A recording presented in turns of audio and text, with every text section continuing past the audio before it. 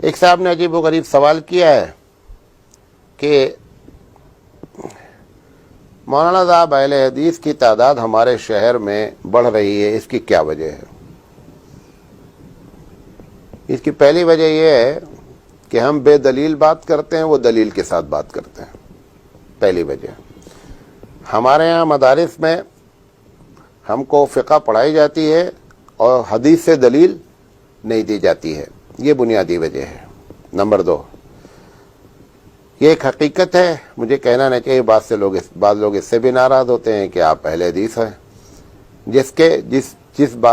جس حق کو تسلیم کرو اسی جماعت کے لوگ ماننے لگتے ہیں.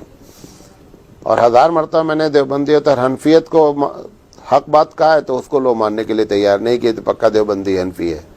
دوسروں کو اگر حق کہہ دیں حق بات میں تو لوگ ناراض ہو جاتے ہیں. بہرحال لوگ ناراض ہوتے ہیں مجھ سے، مجھے کوئی خاص فرق نہیں پڑتا ہے.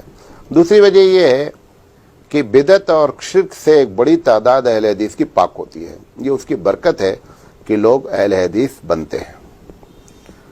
تیسری وجہ یہ ہے کہ جو تبلیغی جماعت ہماری محنت کرتی ہے اور مسجد تک لوگوں کو لے جاتی ہے، مسجد کے بعد ان کے پاس سلیبس نہیں ہے کہ اب اس کے بعد ان کو کیا کرنا ہے.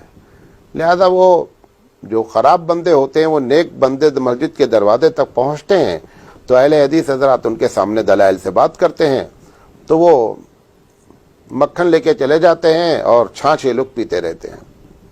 یہ بھی وجہ ہے. واللہ عالم بالصواب. ناراض نہیں ہوئیے گا بھائی.